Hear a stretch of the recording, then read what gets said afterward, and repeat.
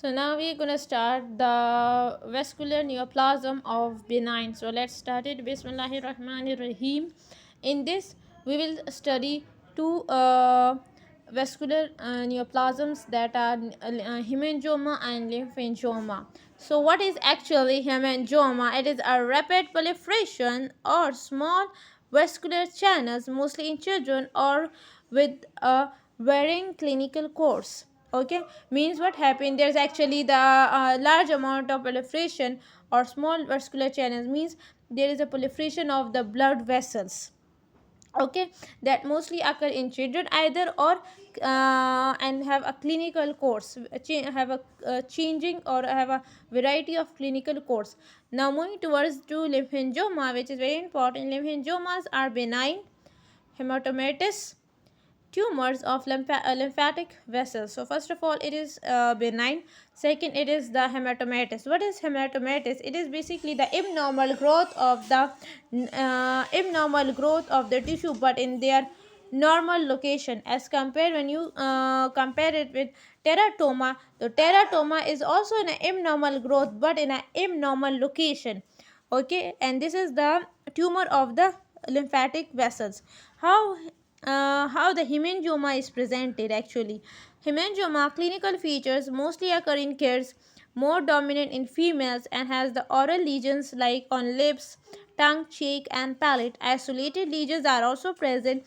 They are red bluish in color and they have blanch on compression. When you compress, so there's a blanching occur. Acha. Intraosseously present, mostly mandibular, then maxilla, and this is multilocular. You can see here bluish, purplish, very dark color. These are hemangiomas. Capillary hemangiomas. What is the histology? There are numerous closely compacted small channels. So they have actually small blood vessels, you can see in this picture, and they are actually lined by the endothelial cells. There are also aggregate of small endothelial cells. There is aggregation of the small endothelial cells with no obvious lumen. You can see here. Okay, there is actually the endothelial cells has been aggregated but there is no lumen. Fibrostroma is not prominent and no prominent inflammation is here. Governance hemangiomas, though, means this is large irregularly shaped dilated endothelial line channels containing aggregate of erythrocytes. So when you come across to governance sinus, so governance sinus blood vessels are largely but irregularly dilated, okay, they are and they are lined by again endothelial cells. They contain the aggregates of erythrocytes, which you can see.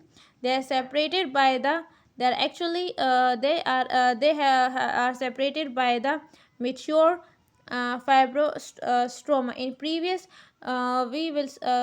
previous capillary hemangioma there was no prominent fibrous stroma, but here there is actually fibrous stroma. You can see here most lesions are involute, means these lesions come and go, okay.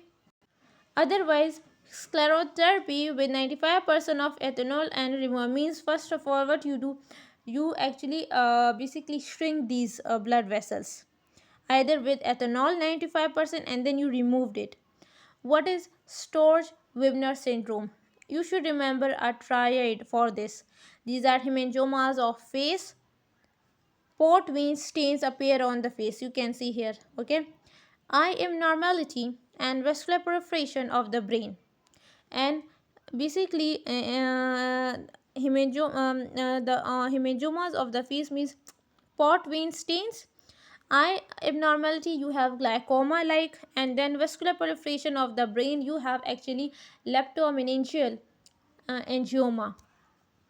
So clinical features. I have told you dermal capillary malformation, which is port vein stain, unilateral distribution on one side along with one or more segments of trigeminal. This is unilateral that you have seen. Leptomeningeal angiomas is basically what happened that in your, we know that there are three layers of the three layers of meninges. One is pi, then arcuoid, and then dura. So what happened in pi and arcuoid, there is actually deposition of calcification. So they appear on they are known as leptomeningeal angiomas. So they are also on x-ray they appear as a trim line calcification on x-rays like this. Okay, mental retardation and convulsions, eye glaucoma, which I have told you, vascular malformations, and intraoral oral, you have vascular involvement of the apsilateral oral mucosa. Then moving toward lymphangiomas, but I have told you benign hematomatous tumors of lymphatic vessels. They arise due to the developmental formations during embryogenesis. There is something happens in development.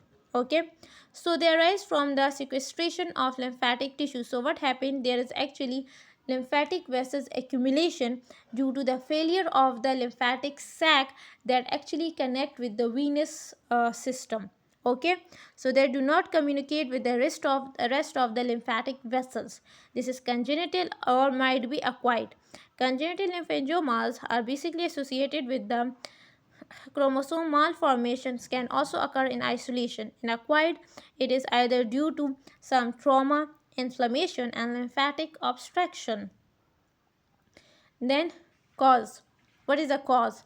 We know that there is a direct cause. This is lymphatic obstruction, which is either due to the the woman during pregnancy might was taking alcohol or either passing some viral infection in her pregnancy.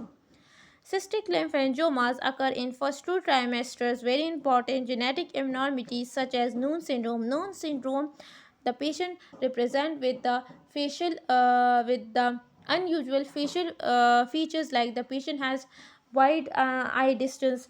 They have actually their ears are lowly placed. They have short neck. These patients has bleeding disorders, skeleton problems. They have skeletal problems. These patients actually have. Okay, then trisomy is basically when there is more than two pairs.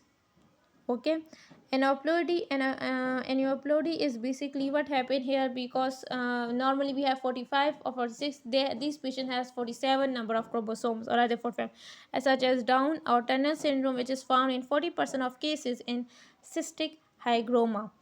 Okay, cystic hygroma, again, this is the actually tumor of the lymphatics. Okay,